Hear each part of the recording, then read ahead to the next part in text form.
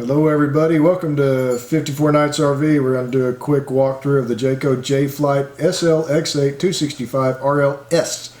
7,000 pound gross vehicle weight rating, 30 foot 11 inches long, so 31 foot long. Half ton towable. This rear window, awesome. Except it's behind you. Well, you can turn the chair around. Then you can't talk to your friends. What if I have no friends? Well, that's probably true. Okay, see? Nice comfortable couch there.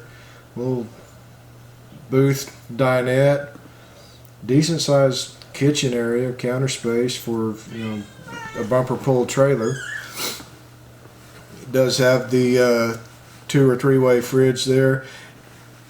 And underneath the TV on the floor, there's a cubby hole down there where you can slide your tennis shoes in, which is really... Or your hiking boots. Or your flip-flops. Yeah, those too. Wow.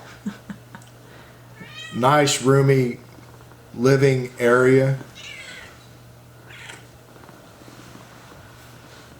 To get to the bedroom, you have to go through the restroom.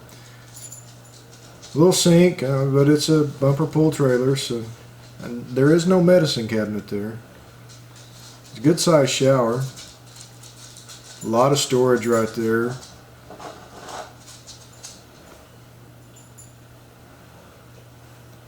That left bottom cabinet's where your water heater goes. That's why it doesn't have a handle on it. Yeah. Decent sized bedroom, and there's a door right there, which is pretty cool. I mean, if you're camping in the spring or fall and just want to open up that door while you're laying in bed and let the breeze come in, really kind of nice. Little cubby holes there for some storage. There wasn't a whole lot of storage in this little trailer. But, I mean, like anything else, you learn to make do if you really like the layout. I still like that rear window because you're going to be backed up to the lake or the trees, whatever, and you get a nice view out that back window. I like big windows, but I'm not such a fan of that particular big window. I just don't like the location so much. You're so picky. Now, I guess if you're cooking, then you can look out the window, but if you're in your chair talking to somebody or watching TV and you could have a herd of elk walk behind you, run behind you, they could frolic behind you, and you would have no clue. Yeah. That's all I'm saying about the location of the window. The next time we do these videos, I'm not making you a drink beforehand. Elk do. I like it. Jayco